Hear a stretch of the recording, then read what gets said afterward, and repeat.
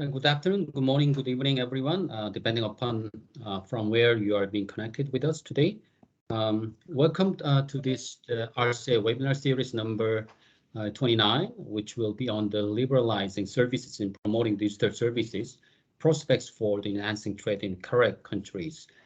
As we all know, the economic diversification is a priority of member countries of the Central Asia Regional Economic Cooperation CAREC program, and which is expected to continue to be so. The economic diversification can contribute to the productivity, job creation, and also help the member countries integrate better into the global value chains and the regional value chains. And also it can also strengthen the economic resilience during the crisis such as the one that all of us are facing at the moment. So in that sense, this webinar is very timely to discuss how to nurture the enabling environment for the economic diversification of the CAREC member countries, primarily focusing on the measures to develop the services industries in the region. So throughout the webinar, perhaps we can think about the three buzzwords. I mean, the services, and then the economic diversification and the trade. And through the rich discussions and insightful presentations to be offered for us today, we can think more about how these three buzzwords can be intertwined at the same time. So before we move on to the presentation of the webinar today, I'm pleased to have the Teresa Ko, the Director General of East Asia Department of ADB, to share her views to open this webinar. We have pre-recorded her remarks, so we are going to play her opening remarks first before we move on to the next session.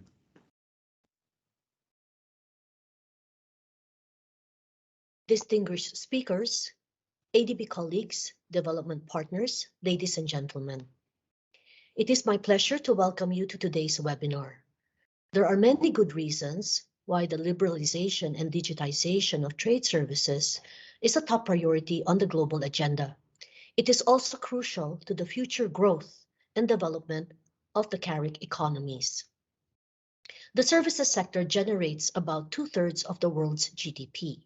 Services provide half of all jobs and half of all investment. Almost 2/3 of value added in exports is produced by services. Services already account for 1/4 of international trade, based on the UNCTAD 2021 report. Services exports have also been growing faster than those of goods for several decades. Effective services, moreover, are critical to the functioning and strengthening of the regional value chains across Central Asia and beyond.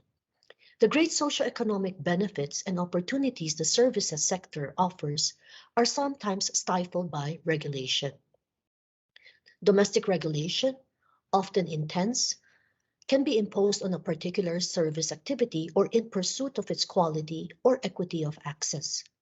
Other obstacles include inadequacies in policy coordination between regional and other trading partners and in infrastructure gaps. Security concerns can also play a role. However, the global COVID-19 crisis has taught us that services can overcome these and other barriers when unleashed from excessive regulation and empowered by digital technology. Border controls were tightened during the pandemic, and regulations of many sorts intensified or added. Yet, the rise of digitally delivered computer, financial, business, and other services grew and became the main drivers of the recovery in trade based on the WTO 2022 report. Today's seminar focuses on two key elements in this story that is most important to the CAREC region, its future economic development. diversification, and sustainable post-pandemic recovery. First, the liberalization of trade services, and second, the promotion of digitally provided services. Last December 2021, 67 members of the World Trade Organization adopted the Joint Statement Initiative on Services Domestic Regulation. This was the first successful outcome in WTO services negotiations for more than 2 decades. The signatories include 2 countries of CAREC, Kazakhstan and the People's Republic of China. The new deal aims to improve transparency and trim red tape in the domestic regulation of services. It is projected to result in global cost savings of up to $150 billion a year based on the WTO and OECD 2021 reports. Taking such regulatory steps is of particular importance to many CAREC countries. They must develop and grow their services sectors and facilitate trade in services. This will help reduce the dependence on primary commodities, which left them extremely vulnerable to deteriorating terms of trade, with little room to boost value added. ADB is presenting its report today on developing the services sector for economic diversification in CAREC countries. The report calls for CAREC members to create the positive enabling environment for 7 key services subsectors to grow and thrive, and for others to emerge. This requires a range of improvements and changes in such areas as governance, competition policy, capital and labor market efficiency, as well as regional cooperation. The need for digitalization is also paramount, as highlighted in the Asian Economic Integration Report of 2022, which will also be presented today. The pandemic has shown us that digital platforms and digital innovation can do more than foster rapid expansion in e-commerce and access to education, health, and entertainment services. They can also open up markets that were partially shut. An OECD index in 2022 revealed a drop in volume and effect of new trade restrictions from 2020 in the 50 countries covered, including the People's Republic of China and Kazakhstan. Ladies and gentlemen, liberalization and digitalization of the services sector offer solid promise for future economic development and diversification to the CAREC countries, despite the challenges that remain and the new risks that continue to emerge. I look forward to hearing valuable insights from our speakers today and great discussions on the CAREC region's way forward. Thank you again for your participation and your contributions today. Thank you, Teresa. Thank you very much for your insightful opening remarks, and which has set the very good stage of the webinar today, and also covering the messages of each and every presentation to be made during this webinar through 3 presentations. I may not add any more to what has already been delineated by Teresa, but as I understand, the 3 presentations we are going to have shortly seems to be quite mutually reinforcing and complementary to each other in the sense that the first paper presented by Patrick and Bahaudir is based on the ADB's publication entitled Developing the Service Sector for Economic Diversification in CAREC Countries, which highlight not only the entire services industry at large, but also how much it is important to develop the digital services and digital service trade, which is very well aligned with the next presentation to be made by Rolando, my colleague, on the digital service trade in Asia and the Pacific, building on the Asian Economic Diversification Report 2022, which is very much highlighting the key stakes the regional members, including those in Central Asia, have in developing the digital services and digital service trade.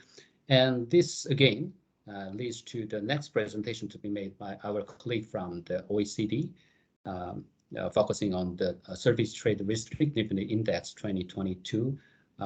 So because the Rolando presentation will be focusing on digital service trade, also utilizing the OECD's the STRI and the DSTRI index. So these 3 discussions we'll be making today is kind of mutually reinforcing. so we can have a quite rich discussion and insightful presentation today. So with that, I'd like to introduce our first presenters, which will be making a presentation on the advancing economic diversification in CAREC countries through service sector development.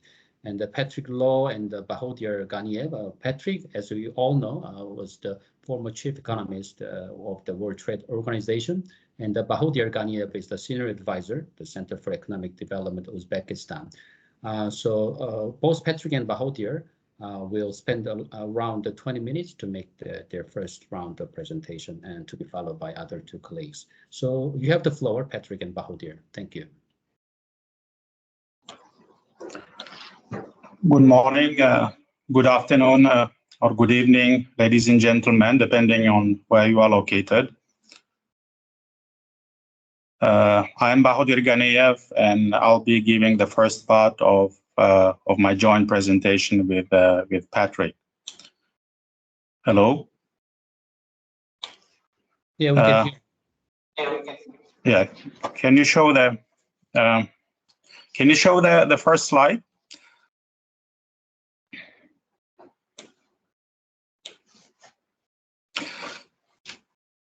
No, the title slide. Okay, so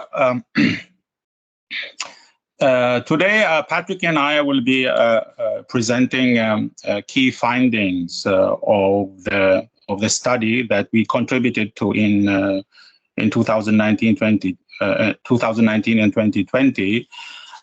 The study was published as an ADB report last year. It's titled as Developing the Services Sector for Economic Diversification in CAREC Countries. Next slide, please.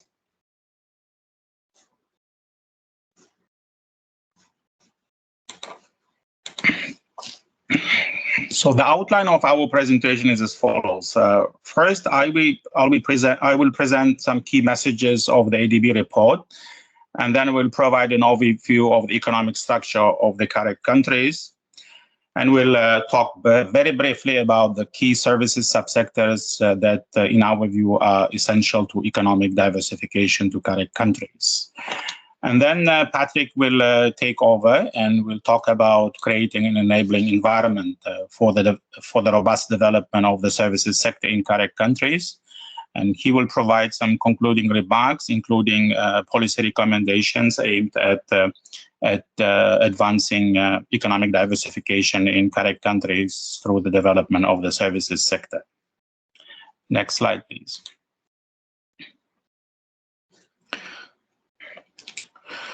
So some of the key messages of the ADB report that I mentioned earlier and that was published last year is that manufacturing is underdeveloped in most CAREC countries, while the services sector is relatively underdeveloped in all CAREC countries. And the CAREC countries' merchandise exports are concentrated in terms of commodity composition or geographic distribution or both. Moreover, resource-intensive and primary commodities such as crude oil, metals, agricultural products dominate exports of most CAREC countries. Therefore, the CAREC countries need to advance economic diversification to reduce their vulnerabilities to external shocks and make economic growth more robust and inclusive. And as evidenced by international experience that we reviewed in the ADB study, the services sector can be an engine of economic diversification.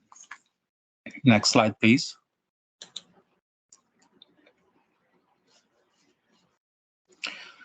The ADB report identifies 7 services subsectors that are particularly important to economic diversification in CAREC countries. And I will talk about these services sectors briefly later during the presentation. The report also argues that the CAREC countries need to adopt a coherent and comprehensive approach to the balanced development of these interrelated services subsectors. The approach should cover all key elements of the enabling environment for the robust development of the services sector. The report highlights the importance of the 5 enabling conditions for the rapid development of the services sector that are critical to economic diversification in CAREC countries.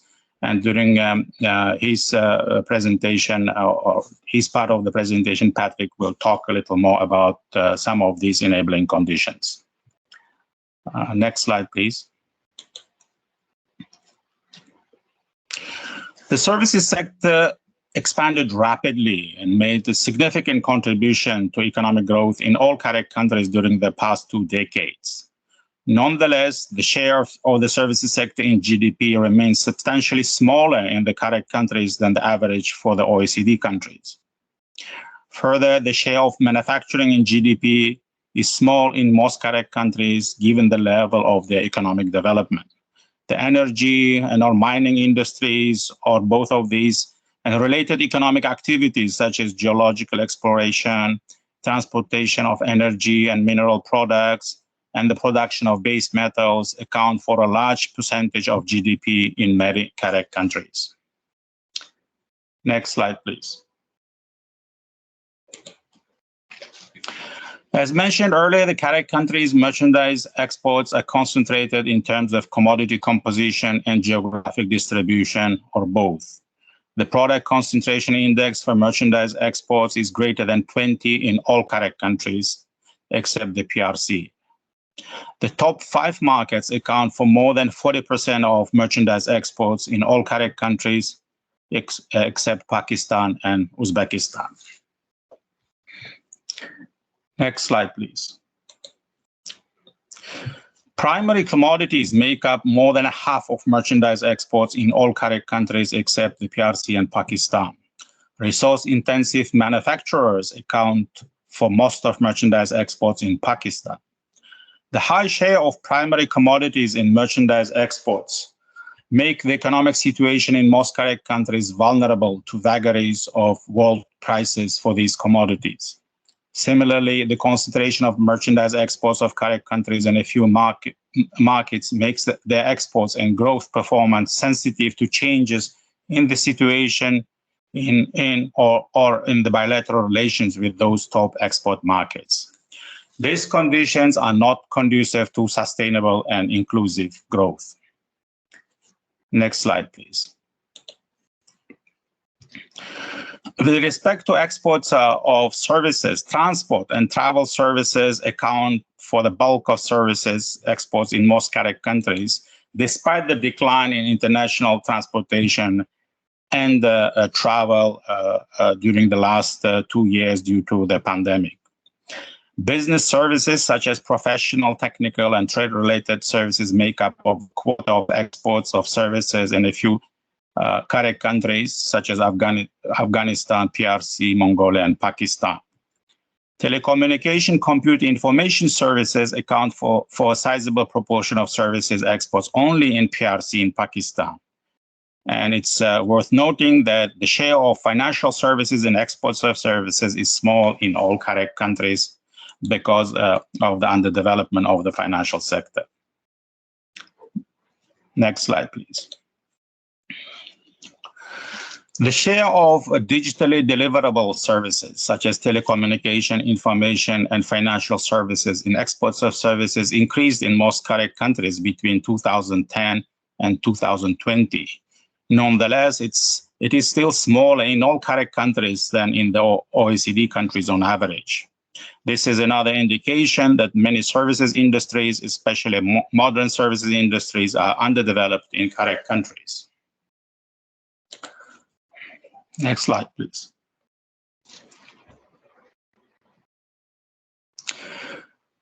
As mentioned above, the CAREC countries need to advance economic diversification to make economic growth more robust, sustainable, and inclusive. And the services sector can make a major contribution to economic diversification. The following services industries are particularly important for economic diversification in CAREC countries: telecommunication information services, financial services, education, research and development services, tourism-related services, freight transport and storage services, quality testing and certification services,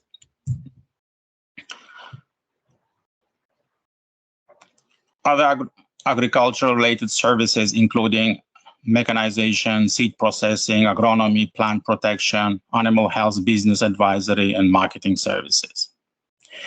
We have identified these seven services subsectors, taking into account international experience with economic diversification through development of the services sector, development priorities of the CAREC countries, the potential of various services industries to contribute to job creation, productivity growth, and economic diversification in line with the development priorities of CAREC countries, and global and regional developments and trends that will affect demand for various services over the medium to long term.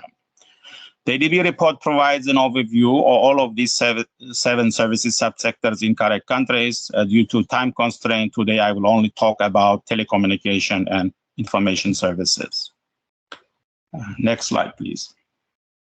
So telecommunication information services have been one of the fastest growing industries in CAREC countries in recent years. In most CAREC countries, the number of mobile cellular subscriptions for 100 people is now greater than the average for the OECD countries.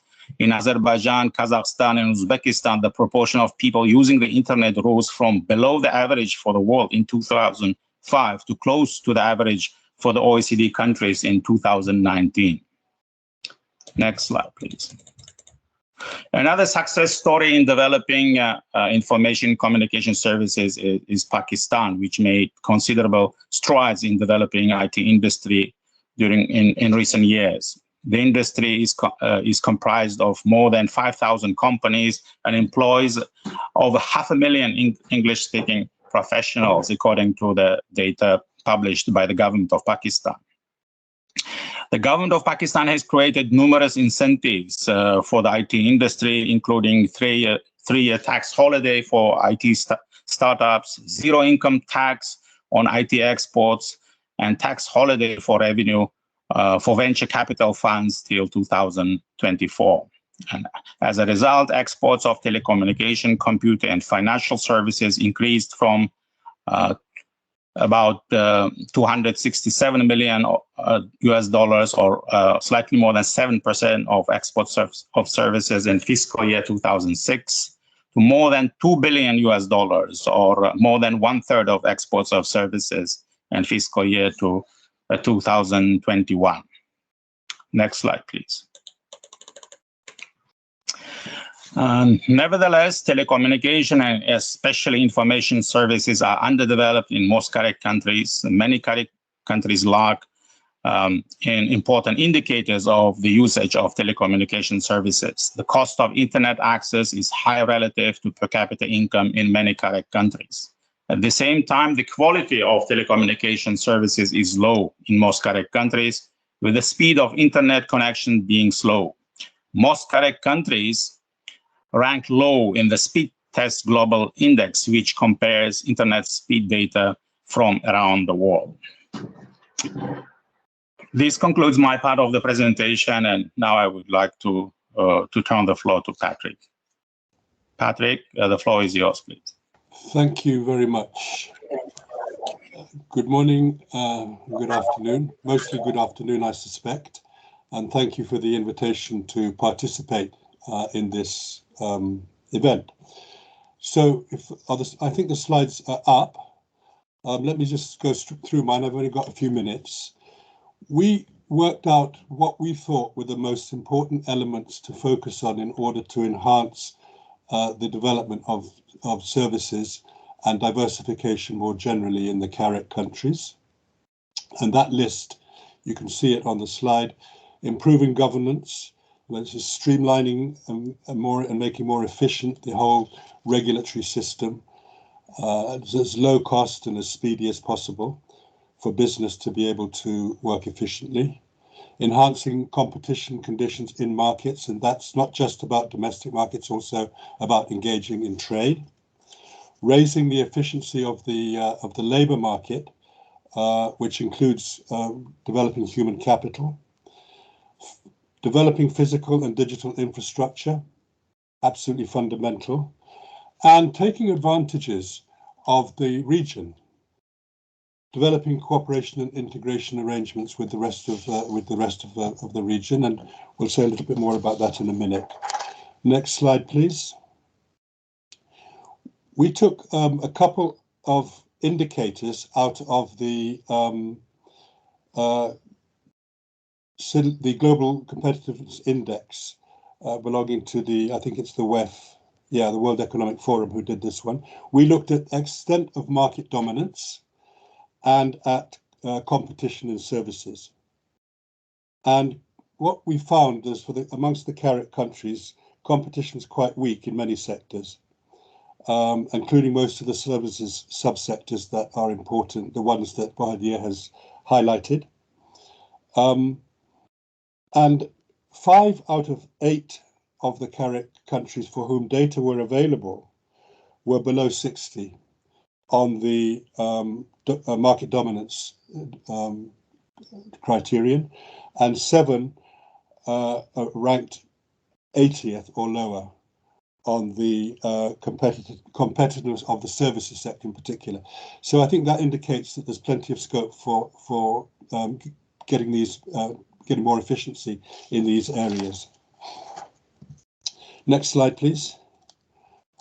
One of the important instruments for committing policies and focusing on opening the economy for the purposes of efficiency, development, diversification, is how far countries go in the services area with their commitments in the WTO under the GATS agreement. And this table shows that out of how many subsector commitments CAREC countries have made in relation to the 179 possible commitments. And you can see the percentage shares of those 179 in the last column. Obviously, there's room for more. There are several questions that arise here. One is, are these commitments actually representative of the status quo in policies, or is there some distance between what they've said they will do and what they're actually doing? In other words, are the commitment features of the GATS being used effectively? And then the whole question of how many more commitments could be made. Having said that, I should note that because many of the CAREC countries are relatively recent, or most of them relatively recent adherents to the WTO, they actually ended up making more commitments than many of the comparator countries that one might select to judge whether or not they have committed a lot. Now, Ms. Koh made a reference to the recent result, the only result the WTO has had for quite a long time, the Joint Statement Initiative on Services Domestic Regulation. I would consider this exceedingly important for any country that is serious about getting its services sectors in order, especially the producer services that are used in every activity in the economy. And these are to do with licensing requirements and procedures, qualification requirements, and procedures and technical standards. There's also another element in this agreement relating to financial services. I think only PRC and Kazakhstan have committed to this new agreement, which really tightens up these regulations. And I think that this is something that governments could well consider as whether or not it would be worth their while participating in this too, because these sorts of policies are absolutely fundamental to success.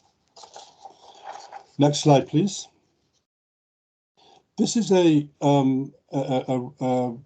ranking system for what they call network readiness, and it's based on 4 pillars, and those 4 pillars are technology, people, governance, and impact. Technology, access, content, future technologies, people, individuals, businesses, governments, governance, trust, regulation, inclusion, impact, the economy, quality of life, and the degree of inclusion. So those were the variables that we used. And this was used for 130 countries, of whom 8 CAREC countries were included, and rankings ranged from 29 to 111, the aggregate ranking. That's quite a range. And once again, Patrick, but your slide doesn't seem to be matching with your narrative. I'm sorry, could you put this? I'm sorry, I should have asked for the slide. My apologies. I'm used to doing the slides myself. Sorry. So this is what it's about. This is think you're going to get the slide so you can see. I don't want to use too much time, but essentially there are 4 variables: technology, people, governance, and impact. And on the aggregate, rankings range from 29 for the PRC and 11 to Tajikistan. There's plenty of space here for improving the rankings on these things. There are a total of 60 data points in this index. So I think it's probably worth having a look at it and seeing where improvements could be made. Next slide, please. This is another ranking system with looking at different elements of infrastructure, road connectivity, road infrastructure, the quality of that road infrastructure, the railroad density, airport connectivity, electricity supply, and tourist service infrastructure.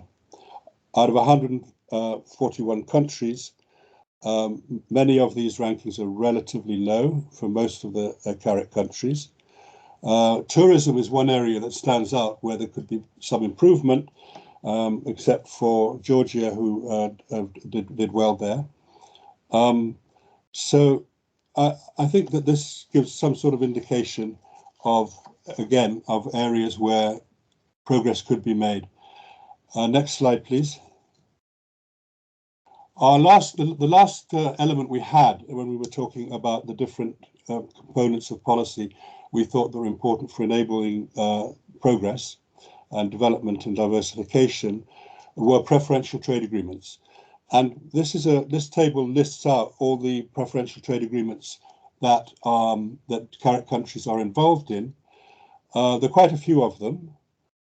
I think there's plenty of room for intensifying these. Some of these are quite light, others are more profound in terms of of the level of commitments. And I think that there's a lot of work that could be done, particularly on services, because amongst all that population of agreements in that table, the only countries that have services components in their agreements are PRC, Georgia, Kazakhstan, the Kyrgyz Republic, Mongolia, and Pakistan.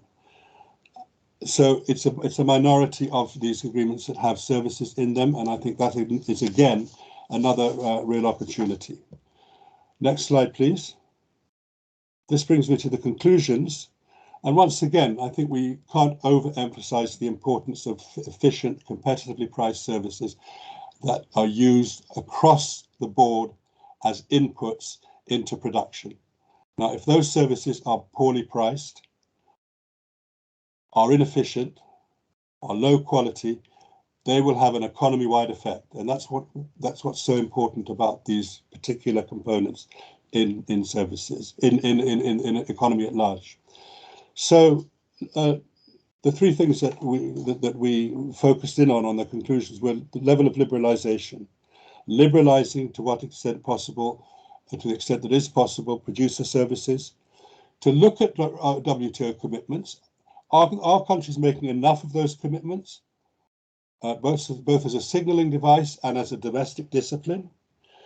And how about reviewing and monitoring regulatory frameworks, a regular accountability structure for making sure that that the system is working the way it was designed to do?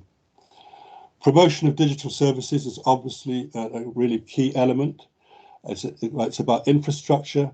It's about making sure the regulatory environment is healthy. And it is about taking advantage of the scope for making digital agreements with other countries, which clarify policy, which tie you into disciplines. And it's becoming a very fashionable thing to do. There are many agreements now around the world which are trying to incorporate the digital economy. It is very tricky, it is complex. The WTO is struggling with this in their e-commerce negotiations, but I think it's worthwhile, and it's a science in the making, this kind of agreement. And finally, regional integration, which I've already spoken about, deepening and expanding regional cooperation, opening markets, knowledge sharing, aligning policies, and coordinating infrastructure development. There are huge opportunities in the region for doing this, and that's where I would like to stop. These were the main conclusions that we came out with. Thank you very much. Thank you very much, both Patrick and Bahodir, for the very comprehensive presentation. It was very informative and touching upon the issues on where the CAREC member countries are standing at the moment in terms of services industry development, and also what are the main factors which can further promote the growth and development services sector. While the Secretariat prepares the uploading the Rolando presentation, I have just quick feedback or one quick question to both Bahodir and Patrick, if I may. I think that the service industry per se has its own merits. I mean, it can contribute to job creation and the GDP and the economic structural transformation. Like in the case of Singapore, the transportation and the logistics service industry is a main driver of its economic growth strategy, without relying on the other industries that much as a standalone industrial strategy. But when it comes to the servicification of the other industries, such as the manufacturing sector and the primary and the commodity sectors, I think there is huge potential that we can pursue some kind of combination and mutually reinforcing economic benefits across different industries. I mean, the manufacturing sector servicification and the commodity sector servicification is a kind of recent trend. At the moment, it retains a huge potential for the economic growth. So my question to you is that where the CAREC member countries stand on this front at the moment, and do you see any significant potential that CAREC member countries can cultivate in the future to further strengthen the servicification of the manufacturing sector and the commodity sectors in terms of the diversifying their economic structure? I think Bahodir is the expert here.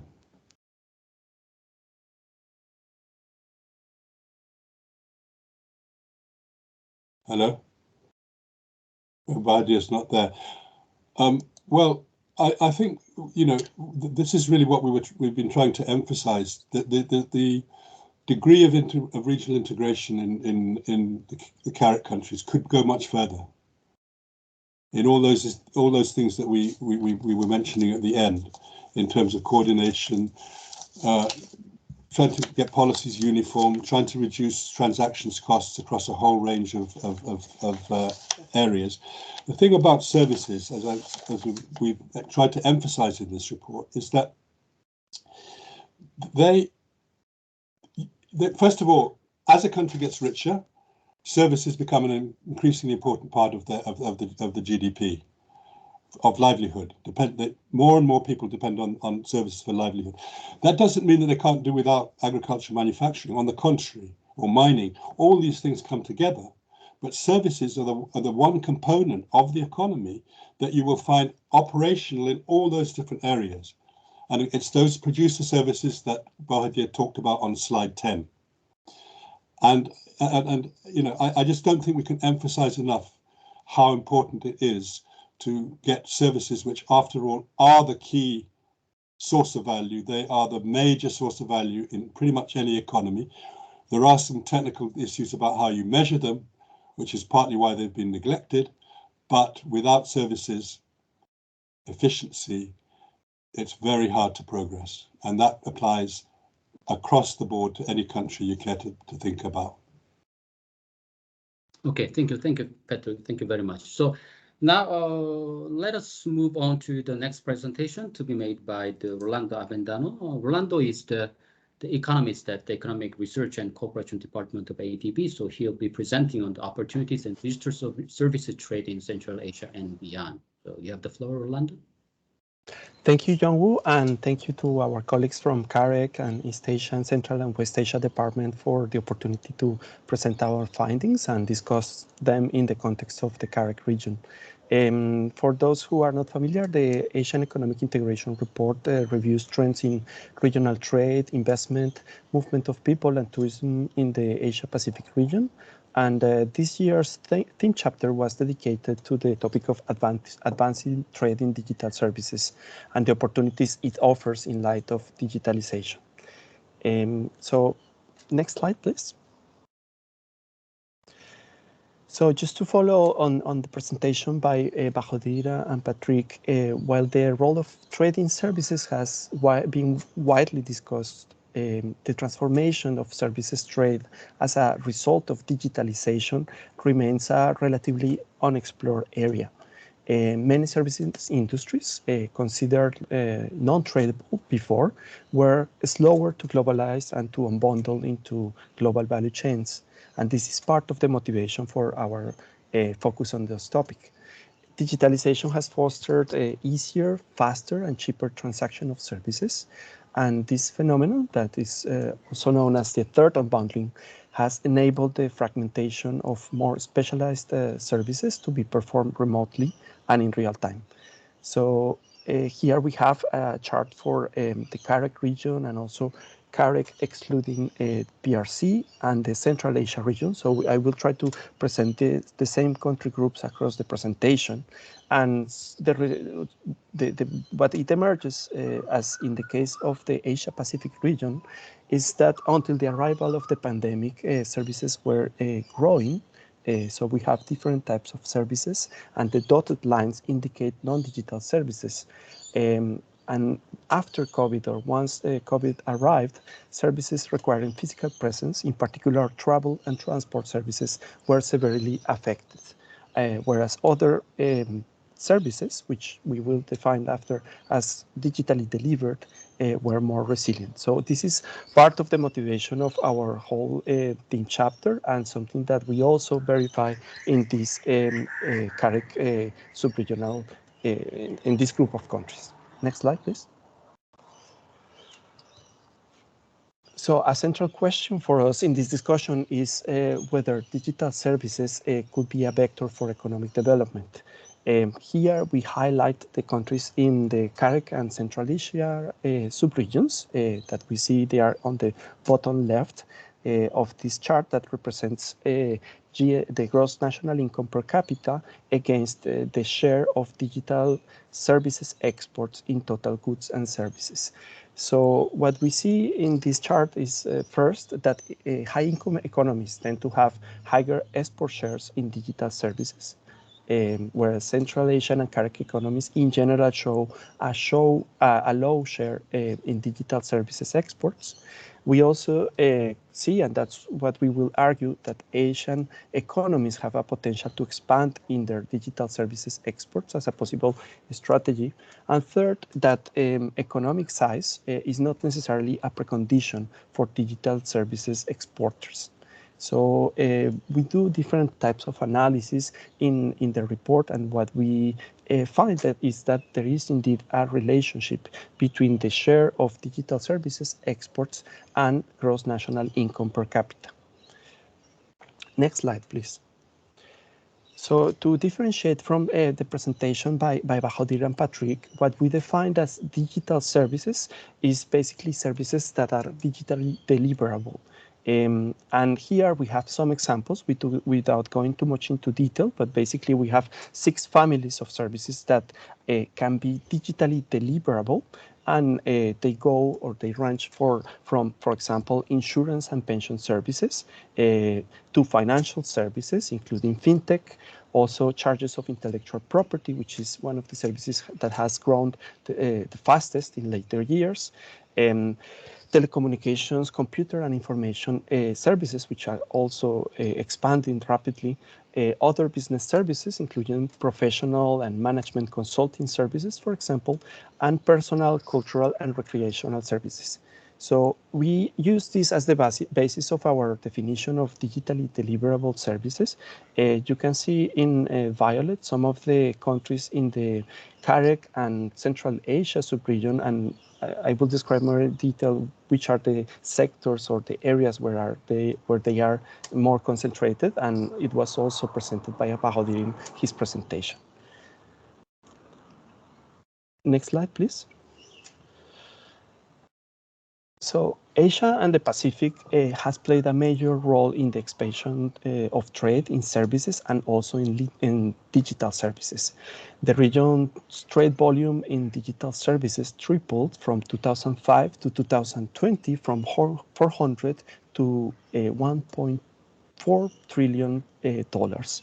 And over the same period, as shown in the chart in the middle, Asia's global share in digital services increased from 17 to 24%. However, this expansion has not been equally shared by the different subregions. As we observe in the right-hand panel, Central Asia share in digital services trade remains relatively low when compared to other subregions. Next slide, please. Another element that we see when we focus on the CAREC subregion is that services trade in the CAREC region and Central Asia has been predominantly non-digital. So this shows the share between digital and non-digital services in 2005 and 2020. And we see that there has been some increase, but if you compare, for example, with the Asia Pacific region on the right, this increase has been more moderate. We have also seen that the CAREC region experienced more resilience during the pandemic in 2019 and 2020 in digital services than in non-digital services. And this is common to most regions. Even in the CAREC group, what we see is that partly due to the role of PRC, digital services growth, which is shown on the right, remained stable between 2019 and 2020. So this contrasts a lot with the substantial fall that we observed on non-digital services. For example, in the Central Asian region, this was in the order of 45% between 2019 and 2020. Next slide, please. We also observed when we compare across subregional initiatives that PRC has a major role in the landscape that we see in terms of exports and imports. Here we compared different digital services exports for the CAREC excluding PRC, SASEC, and GMS groups. And what we see clearly is how a lot of this is driven in part due to the major role of China across all the services that we classify as digital in our report. Next slide, please. We also observed that if the story of digital services in Asia is quite positive, it also points to the central role of some economies, as I mentioned, China, but also India, Singapore, and Japan. So we see a high concentration on the role of the top Asian exporters. For CAREC and the Central Asia, we see, and it was already described in the presentation, Pakistan, Kazakhstan, Turkmenistan, and Uzbekistan remain the top exporters. As it was mentioned, Pakistan, thanks to a very dynamic computer services sector, Kazakhstan in the legal and management services sector, and other countries like Mongolia, which are relatively low or little in terms of services, digital services exports, they are interested because they show the potential, in the case of Mongolia, of outsourcing IT services, for example, in regional markets of Japan and Korea. And also using startups and the emergence of several technology-based startups that show that there is a lot of potential for the digital services exports to grow in areas such as fintech and logistics. Next slide, please. So we first look at many economies in Asia and the Pacific are still at a nascent stage, and including this gap, we describe some of the areas where the region needs to focus, in particular in terms of human capital development, digital connectivity, ICT investment, and enabling a policy and regulatory environment. So these are similar to many of the areas that were described by Patrick and Bahadir. We do some empirical analysis where we see that educational outcomes and school completion is associated to a greater trade in digital services, and it also points out to the role of upskilling and reskilling the workforce. And also Asia's digital services exports, they hinge largely on the availability, accessibility, and affordability of high-quality broadband services. On this front, the region's rapid growth of mobile penetration bodes well. Next slide, please. So if the subregions in Asia have made considerable progress in digital connectivity, this progress has also been uneven. So I thought this slide was interesting because it shows the average bilateral internet bandwidth measured in gigabytes per second between different subregions in Asia. And what we see in the case of Central Asia, for example, is how small the intra-regional bandwidth continues to be with respect to the extra-regional. So while regional integration is important and we promote regional integration as a priority, we also see that in terms of digital connectivity within the region, it remains relatively unequal across the region and also between intra and extra-regional linkages. Next slide, please. Digital services trade is also reliant on the transmission of data across economies. To compare the effect of digital services sectors, we estimated the impact of 3 types of data flow restrictions on Asia's trade versus other regions. Data localization, which denotes data processing required entirely in the host economy without repatriation. Local storage, which means that at least a copy of the processed data should be stored locally, and conditional flow, in which case the data can be transferred under certain conditions. Data-related restrictions raise costs for firms to conduct business, and they lead to lower imports on digital services compared to non-digital services, and even more on the Asia-Pacific region, where the proportion of data localization measures is larger than the rest of the world, on average 70%. So this aspect of data restriction seems to have an important effect on restricting some of the import of digital services in Asian economies. Next slide, please.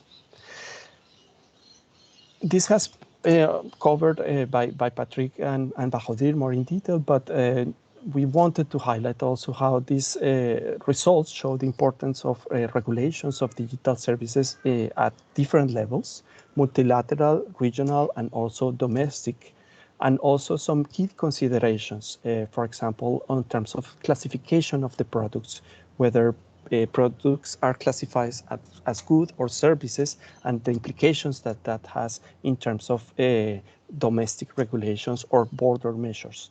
Also, the degree of liberalization that varies across economies, and also the exceptions to trade obligations for legitimate policy reasons.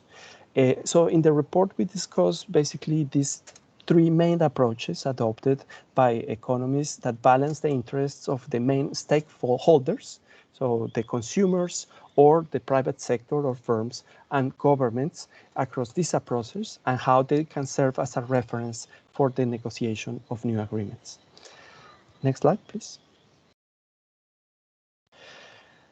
Also, to assess the state of play in the Asia-Pacific region, we conducted a mapping of the main RTAs in the region with chapters on e-commerce or digital trade since 2000. And what we saw is that digital trade provisions are grouped, so we grouped digital trade provisions on 4 groups: trade facilitation, enabling business, consumer protection, and regulatory autonomy. And what we see is that the number of agreements and of digital provisions has increased across time. And second, among the 4 categories, trade facilitation is the most common, with more than 70% of the RTAs including at least 2 provisions on this category. So the 2 top charts are for Asia Pacific. The 2 bottom charts are for the CAREC region with the available free trade agreements that we have. So it's a small sample and is heavily represented by PRC, but still we see that doing this exercise for the CAREC member economies, they show a similar trend, with trade facilitation being the most prevalent area covered in the provisions, and also about a fifth of the agreements covering all 4 categories in terms of digital provisions.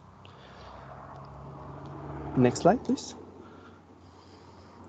Finally, it has been stressed domestic regulations includes a wide range of areas that involve transparency, qualification requirements, as mentioned by Patrick, technical standards and licensing requirements.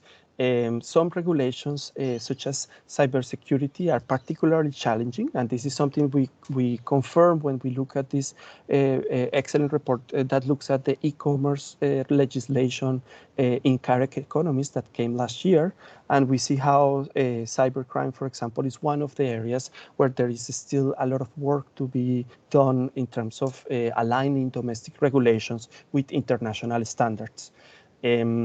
And it was also mentioned plurilateral negotiations, such as the Joint Statement Initiative, is an important area to commit for principles of good regulatory practice.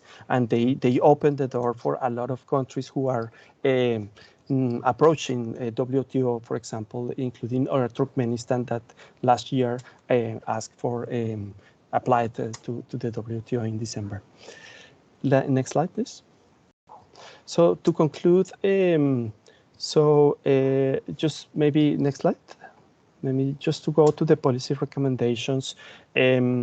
One key and important message is how economies, they need to invest not only on ICT infrastructure and connectivity, but also in developing the type of skills and human capital that can strengthen the digital capacity, including digital skills.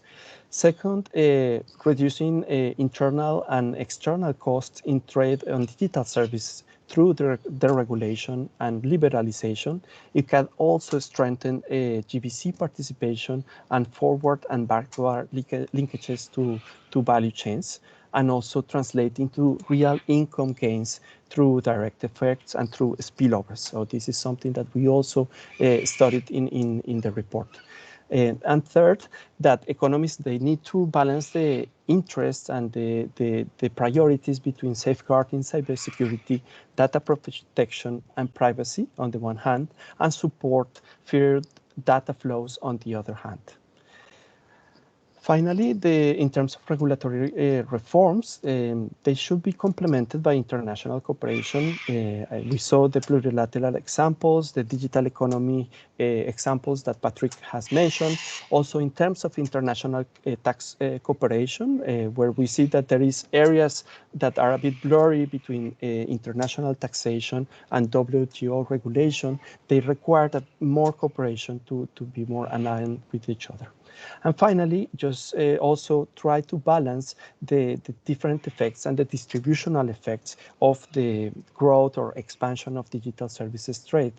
For example, between skilled and unskilled workers, between urban and rural areas, and also how fostering competitiveness in digital services can also take into account this distributional impact. I'll stop here and thank you very much for the time. Over to you. Yeah, thank you, Rolando. Thank you very much. If I try to comment how rich the discussions and analysis there are, I might be self-serving as a part of the team of the publication. So I'd like to suggest all the audience have a chance to have a look at the publication, Asian Economic Integration Report 2022, and also the publication handled by the Patrick and Bahodir, entitled Developing the Service Sector on Economic Diversification in CAREC Countries, which was published December last year. So in the interest of time, let us move on to the third and the last presentation of today, which will be on the liberalizing service trade based on the OECD's latest STRI index. And our presenter today is Irene Olivan. Ms. Irene Olivan is the trade policy analyst with the Trade in Service Trade division of the OECD. So Irene, you have the floor. Yes, good morning, good afternoon, good evening, everyone. Thank you very much for this kind invitation and for the opportunity to present our latest findings. In a recent publication we released last month on the policy trends identified in the STRI up to 2022. So please, could you please show next slide? So the outline of today's presentation, I would like to first of all do an introduction of the STRI, the Services Trade Restrictiveness Index, for those in the webinar that are a bit less familiar with it. Then I am going to present the main findings for 2021, and with a focus on CAREC countries that are covered in the STRI. So as we will see, it's mainly China, People's Republic of China, and Kazakhstan. And in some parts of the index, we also have data for Pakistan. Lastly, in the last part of this presentation, I am going to present the impact of these results, the other analyses that have been done at the OECD, as well as next steps regarding the STRI and the country expansion. So please, could you please show next slide? And next slide, please. So the Services Trade Restrictiveness Index, the STRI, what is it? It is a regulatory database that collects information on applied services regulation. So this database is composed of two instruments.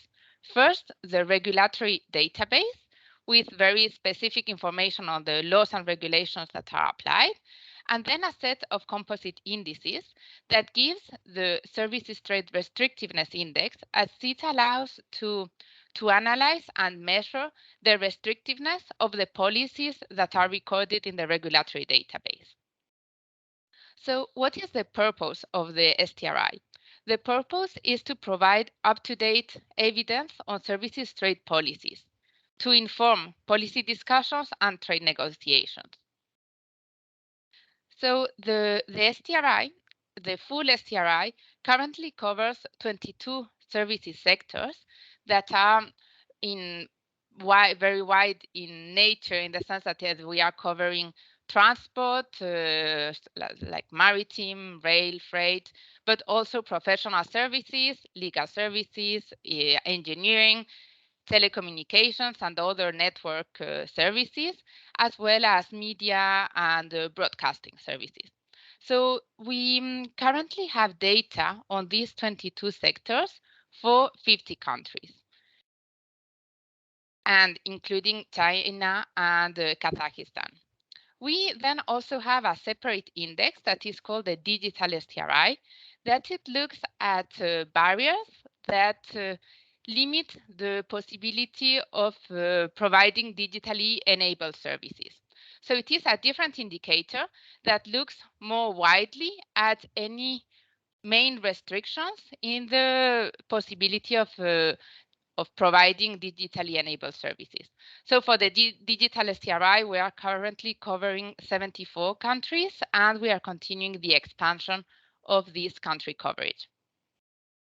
And then I just had here the link of the recent publication that I invite you to read if you find interesting this presentation, as we really have some interesting insights on what are the current trends in the policies, both for digital and the rest of the 22 sectors on services. Could you please go to next slide? So before starting with the presentation of what are our main insights and main findings of this report, I wanted to explain what are we actually measuring in the STRI. So the STRI is organized around 5 policy areas that you see here: restrictions on foreign entry, restrictions to movement of people, barriers to competition, regulatory transparency. And some examples of the measures we score under each of these policy measures include caps on foreign entry, so caps on foreign equity. There's also nationality or residency requirements of board of directors or managers. There's screening of foreign direct investment. On restrictions to movement of people, we score policies such as quotas and labor market tests. Then in the other policy areas, we also look at the access to public procurement by foreign suppliers, as well as other provisions in regulatory transparency that are extremely important and are now we're going to have a more important focus on them since we're going to monitor the implementation of the new commitments on the joint statement initiative, so the Services Domestic Regulation Initiative. So this was just to present so that you have an idea of what are the actual measures and the barriers we are scoring in the index for the main STRI database. So please, could you go to next slide? Now on the digital STRI, the policy areas that we are looking at are a bit different. So here, as we said before, we are not focusing on specific services, but we're looking in general to the measures that restrict the possibilities of foreign services providers to provide services enabled digitally. So here, the main framework covers infrastructure and connectivity with measures such as restrictions to cross-border data flows that Rolando was presenting and that are really important in the region.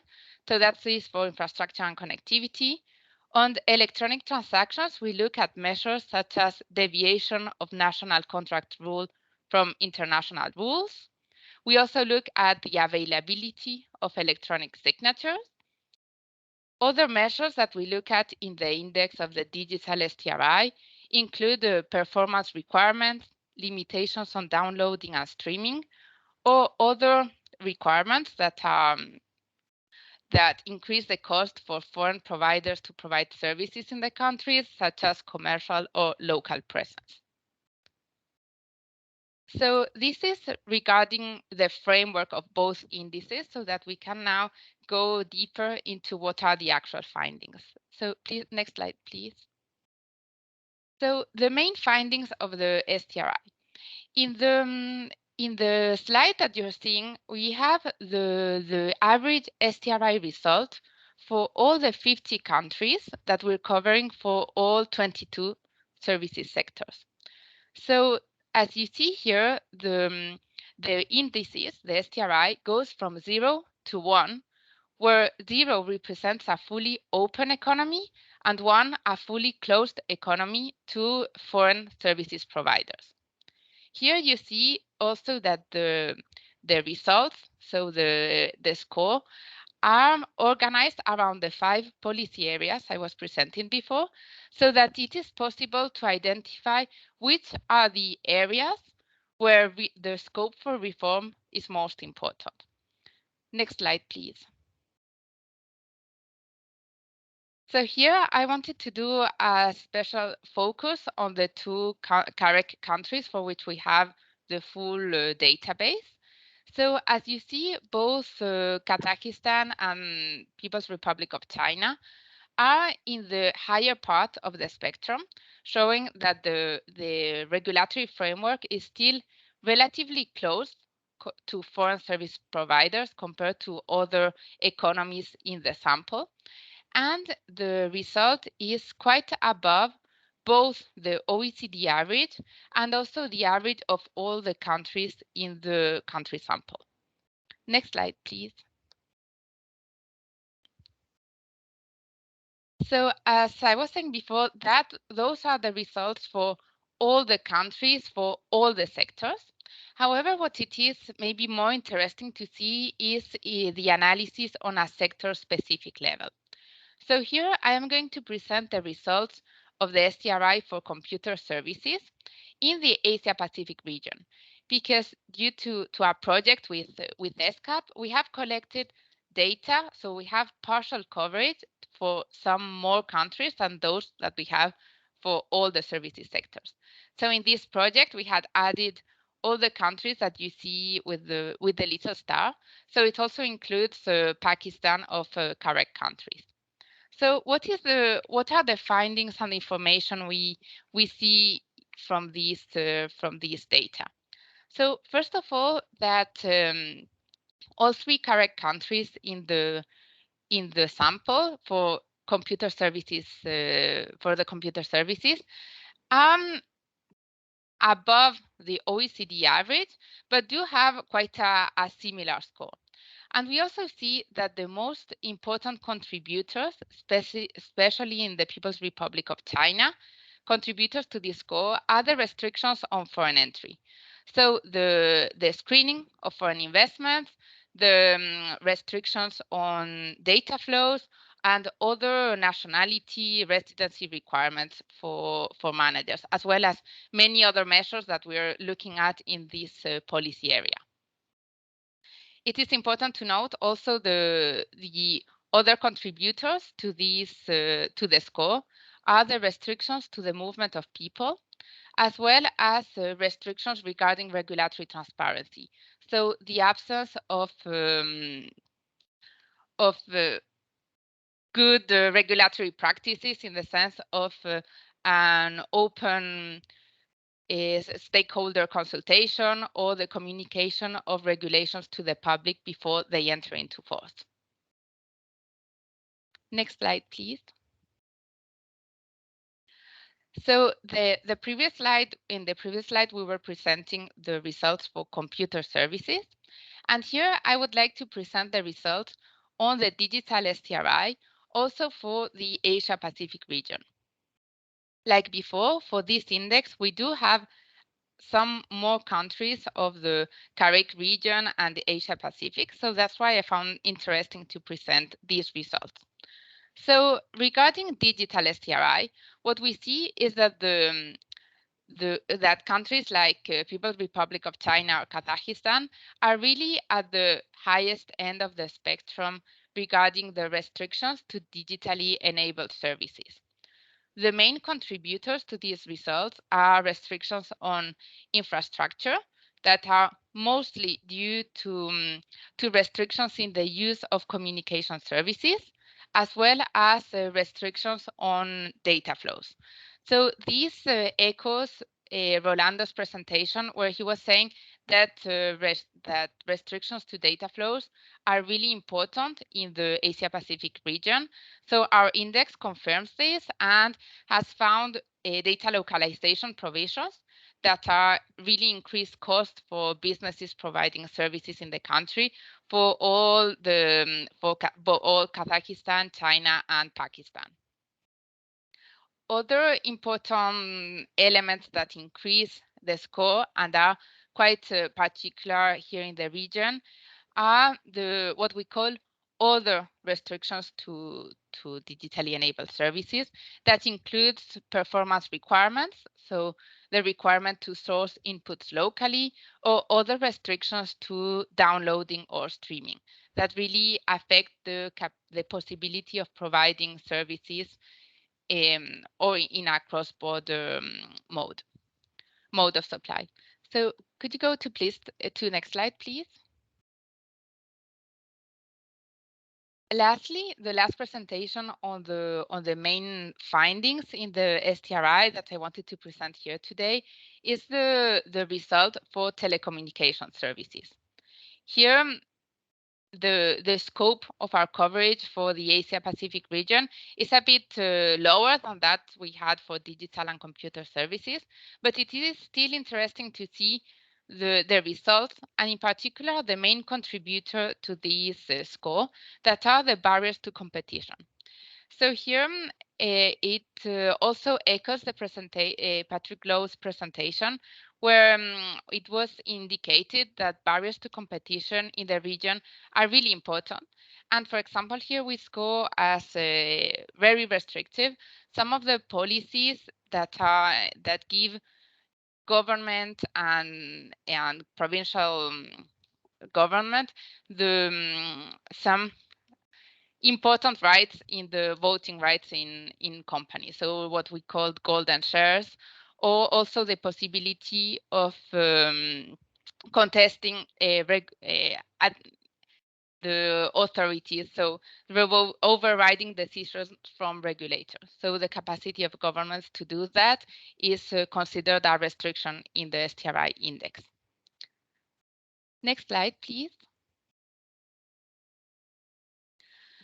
Another finding that we found interesting to present today is in a global analysis, so the analysis of all the countries we have in the index, we did find that for the 2014 and 2021 period, both China and Kazakhstan are scored as the main reformers in the database. So this means that they are the countries that have introduced most liberalizing reforms in that period of time.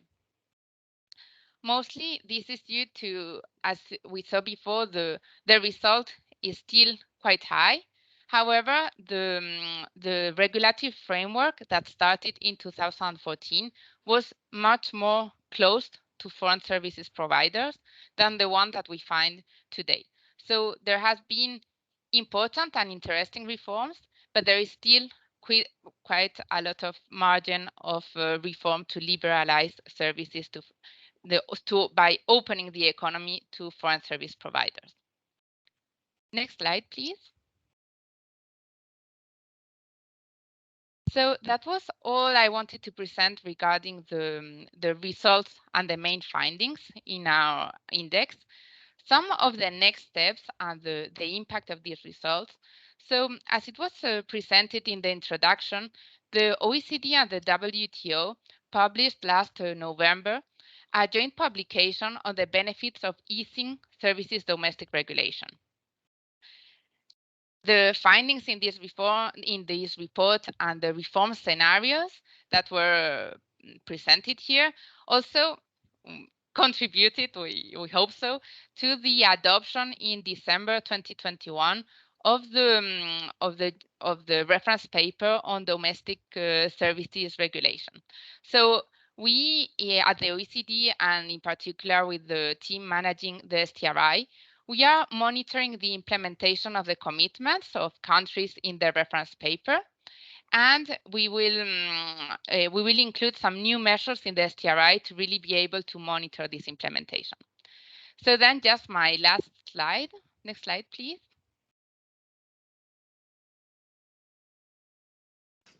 So the reform scenarios that were presented in the joint publication concluded that on average and across sector, services trade cost could decline by 6 to 16% in the medium term if countries closed by half their regulatory gaps with best performance in the STRI. So this, when we calculated what it would mean in terms of trade cost savings, it was analyzed, so the information was that full implementation of the new WTO disciplines could unlock annual services trade cost savings in the range of 100 billion USD. So this is a really interesting finding, and that will have very important impacts, in particular on financial services, business services, communication, and transport services. And from our directorate at the OECD, we will continue to monitor this and continue providing analytical information, analytical reports. So if you could go to the last slide, that is next slide. As the next steps and going forward, we will continue to update the STRI and to expand the country coverage and sector coverage. So regarding the sector coverage, we are currently working to expand the 22 sectors to also include environmental services, other business services, and asset management. As it was presented before, other business services are also very important services in the CAREC economies. We continue to ensure the relevance of the measures covered in the STRI. That includes this new adding of measures to monitor the implementation of the domestic services regulation reference paper. And we continue to expand the available tools that include the simulator and the STRI Explorer. And we will continue to expand analytical application of the STRI. So that is all for me. Thank you very much. Thank you, Irene. Thank you very much. We all know that the relevancy and the effect, the usefulness of STRI and DSTRI So perhaps we can have some discussion. Although we are a bit behind schedule, perhaps we can have a bit less than 10 minutes of discussion. First, I've got the message that Liaziza, the Director of Regional Cooperation Operation Coordination Division of our Central and West Asia Department, has some comments and points to share with us. So please go ahead, Liaziza. Yeah.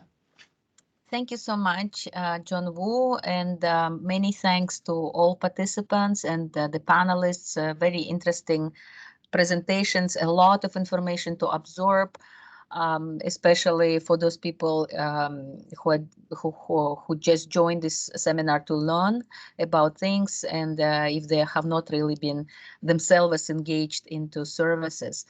So actually, I was supposed to make closing remarks, but I will have to disconnect at 4:30 for another CAREC event. So I thought maybe it will be a good opportunity now just to ask my question. Not sure that I will be able to hear all the answers from the panelists, but I really thought it's an important question to ask, and taking this opportunity of having all these great minds of Irene, Bahadur, Orlando, Patrick here, I just really want to ask this.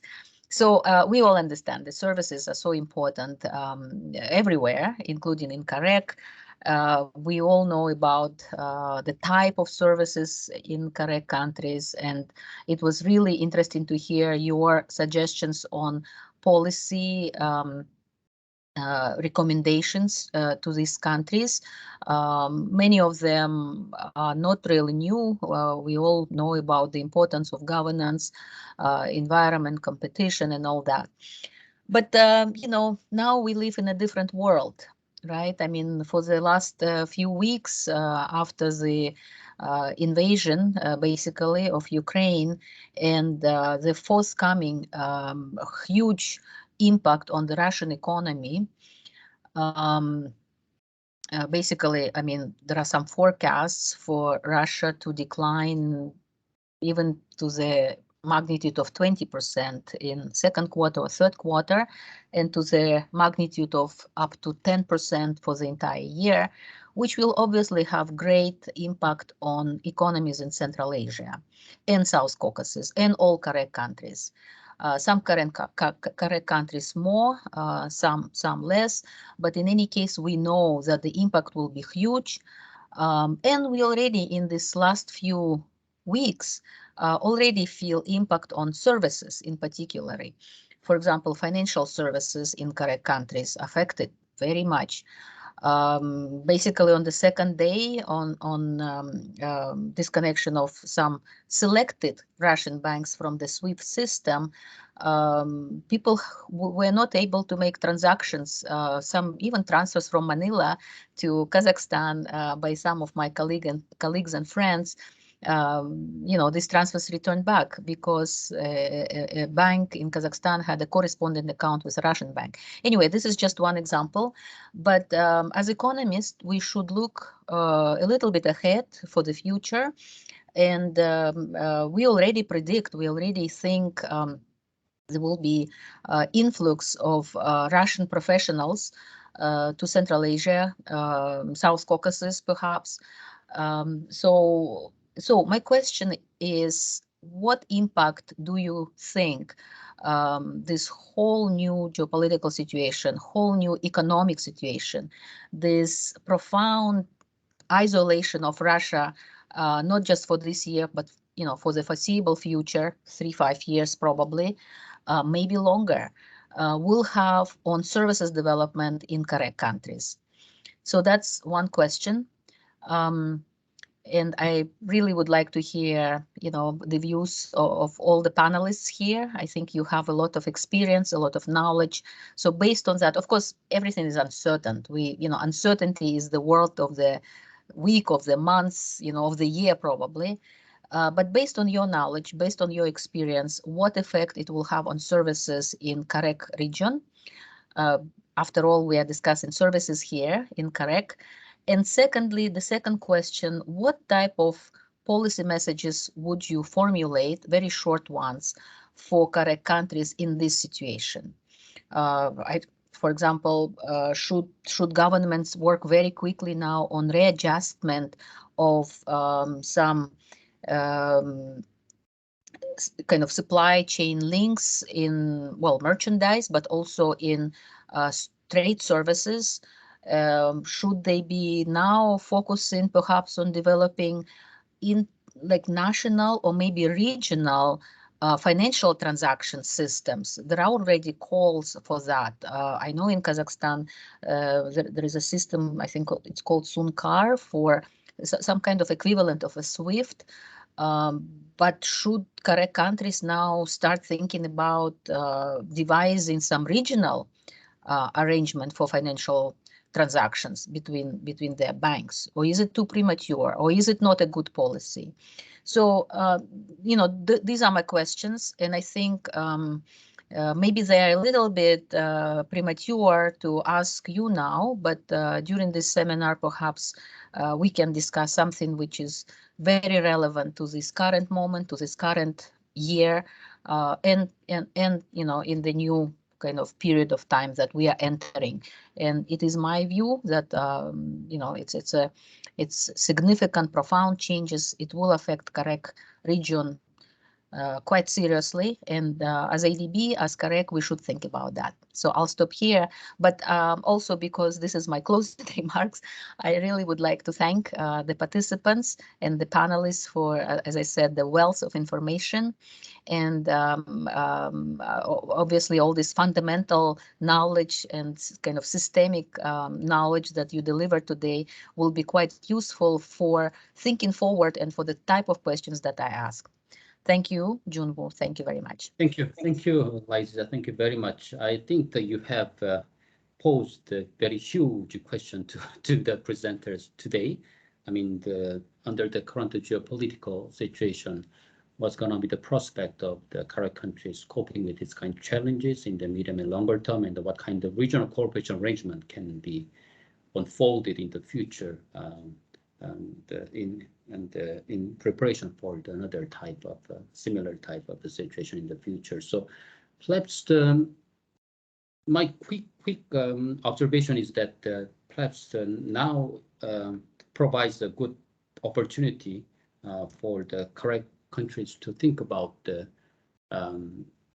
reducing their economic reliance on Russia in a sense, because the economic diversification is not about the industrial structure, moving away from commodity and the primary sector into the manufacturing service, but also too much dependence on the specific country could also pose the countries to a vulnerability in case some kind of shock and crisis happens, like the one we are undergoing at the moment. So economic diversification can also conceived in the context of the diversifying their economic dependence. I mean, their economic relationship with broader range of countries, like the EU countries and other countries in Asia and other regions. So with that, I'd like to ask perhaps Bahadur, you have the feedback or reaction to the Liza's question? Yeah, please, Bahadur. Yes. First of all, sorry, I got disconnected when you were asking a question, posing a question after Patrick and my presentation. This is actually another proof that IT services, communication services are still under development in the region. So we get disconnected during these kind of events. So I trust Patrick provided a satisfactory answer. So I'd like to take the liberty to comment or share my views on the issues that Laziza raised. This is something we've been thinking a lot these days here in Uzbekistan and in this part of the world more broadly. Indeed, as Laziza mentioned, the crisis, the ongoing war, military conflict between Ukraine and Russia, and the sanctions that have been imposed by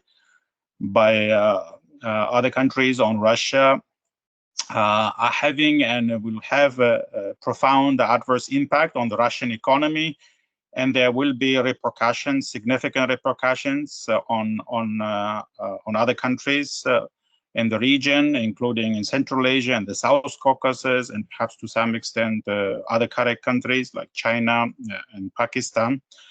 And the immediate impact and the medium-term impacts are likely to be negative, but in the medium term and in the long term, this also creates some good opportunities, as Jong-woo and Laziza also mentioned. And we already see these opportunities emerging. Many IT experts from Russia moving to other countries like Georgia, where there's a more liberal regime for the development of these industries. Uzbekistan has introduced very quickly a 3-year visa for IT experts and their family members to, I suppose, presumably to attract IT experts from Russia. Uzbekistan also has been able to expand rapidly its transportation, passenger transportation services, because Russian airlines cannot fly to countries outside of Russia and Belarus. So now Uzbekistan Airlines flying to Russia and also transporting Russians to other countries via Tashkent. Kazakhstan is taking advantage of this to expand the provision of financial services to Russian citizens. And the countries in the region also exploring opportunities for diversifying transit and transport routes away from Russia. So this crisis actually has created and will create more opportunities for development of the services sectors in the countries around Russia, and for the increased exports of these services by attracting experts, by attracting human capital, and by engaging new partners. So as for the feasibility or desirability of introducing a regional CAREC payment system, I think it's something worth considering and exploring, but perhaps it needs in-depth analysis of how feasible it is and how useful it is, useful it can be. So I'd like to take the opportunity, if I may, also answer another question which was posed on our study, the study that Patrick and I contributed to. It was about the remaining high barriers to trade in services for sectors that are not covered by countries' GATS commitments, and the potential role of regional cooperation and integration. Actually, the question it provides an answer to, yes, it contains the answer in that we believe that the regional cooperation integration can make a major contribution to liberalization of services in the CAREC region. And that's why we highlighted it as one of the enabling conditions for the development of the services sectors. The countries can, through these bilateral agreements, go further beyond their WTO commitments in liberalizing services. And at this stage, unfortunately, the agreements among the CAREC countries, or those they've signed with other countries, mostly cover goods. Very few of them cover services, as Patrick mentioned earlier. So there is a lot of scope for liberalizing trade in services on bilateral basis or on a regional basis through expanded regional cooperation and integration. Thank you. Thank you, Baldir. Thank you very much for your responses to the Laziza's question, and also the question put in the chat box. So because we are about behind the schedule, let me just ask Irene and Rolando. There are two quick questions about the technology-related issues. I mean, the first question to Irene is about where they're changing the SDRI, DSDRI from 2014 in Kazakhstan, Pakistan, or PRC, in which sector? Irene, would you be able to respond to this question now, or the? Yes, so very, very quickly in the interest of time. So as I was presenting before, from 2014 up to until now, we have scored in the SDRI many really interesting changes in the legislation in these countries. Most concerns the liberalizing of foreign direct investment, as well as the movement of people, even if barriers still exist. But we have indeed scored opening in these general elements of the economy. And on sector specific, for example, in Kazakhstan, we scored a really important change in courier services, where monopoly from state monopoly was open, so it was open to foreign providers, and that had a very big impact in the STRI. So Yeah, I think that would be a quick response. Yeah, that's very good. Rolando, there is one more question to you. So what digital services does Turkmenistan export that makes this country a major exporter of digital services? Do you have any information about this? Yeah, I just responded in the chat. Basically, this is mainly on computer and technical services, engineering and scientific services. And there was another question by Aiken. So just to mention on the what is digital services is basically, that's well explained in the report, but it's in principle those that are digitally deliverable via ICT technologies. Something important is, I didn't mention, but it doesn't include e-commerce. So it's really focused on services, and it includes the categories that we mentioned. Some sectors are relatively small, particularly personal services such as health and education. Other sectors are large, in particular financial and IT, but it depends on the region. So yeah, in the report there is a very detailed analysis, and that's the advantage perhaps of using this definition, that you can have some cross-country comparison across economies and in different categories of services. Thank you, Rolando. Thank you very much. I'd like to thank all the presenters, Patrick, Bahadir, Irene, and Orlando. Thank you very much for your very insightful presentation and also interactive discussion with the floor. The only regret that I have is that we weren't able to allocate enough time to entertain all the questions and the comments from the floor today, but hopefully we can have another opportunity next time. So with that, I think we have come to the end of this webinar today. I'd like to ask Emma Fan, our colleague, the Director of the Public Management, Financial Sector and Regional Cooperation Division of the East Asia Department, to wrap up this webinar by delivering the closing remarks for this session and sharing her perspectives on the way forward for the Carrick region in the future. Thank you, Emma. You have the floor. Thank you very much, Jung-Woo. I will not deliver remarks after the fantastic presentations by our distinguished experts. Just a few words of appreciation. Thank you very much, Patrick, Bahadir, Rolando, and Irene, for the very insightful and rich presentations. I myself have learned so much from this 1.5 hours. We know services are very important for any economies, especially as the development level increases, the weight of service sectors also increase. But we also know over the past 2 years, the world has been under the grip of COVID-19, and the service sectors were deeply impacted, especially the face-to-face industry, the industries involving face-to-face interactions, tourism, culture, entertainment, and so forth, were really bearing the brunt of the shocks from COVID-19.